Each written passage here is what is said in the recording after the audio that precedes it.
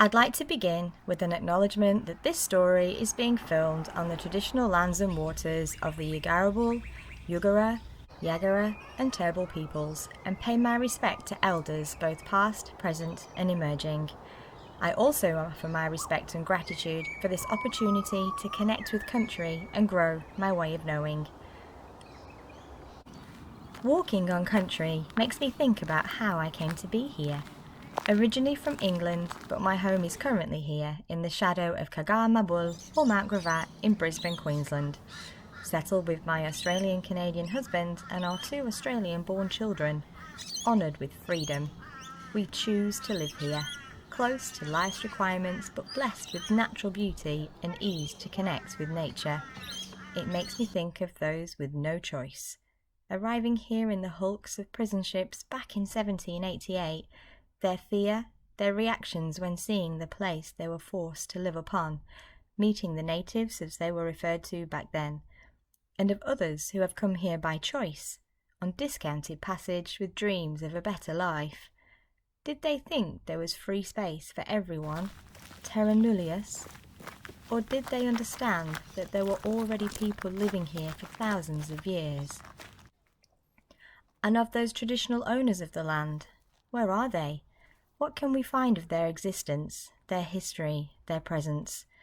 As I walk and I connect with Mount Gravatt, I note signage offering history of the settlers, and some acknowledgement of the traditional custodians, but my research tells me there used to be more.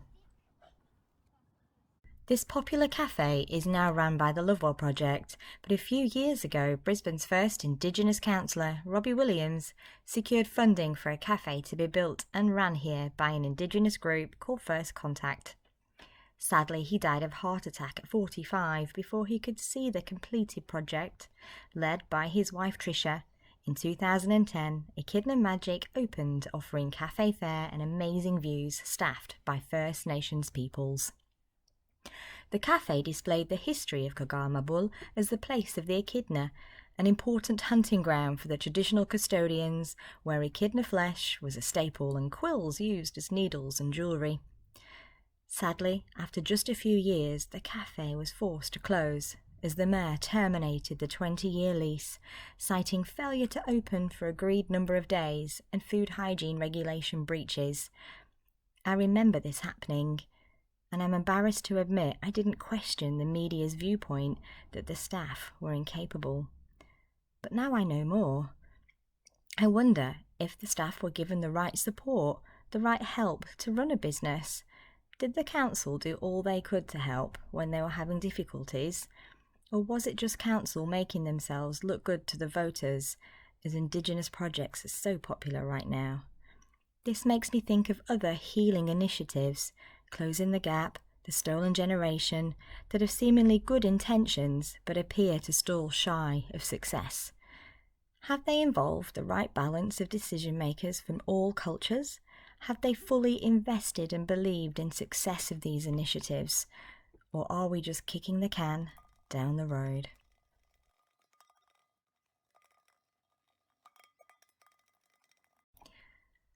I have hope in a different future.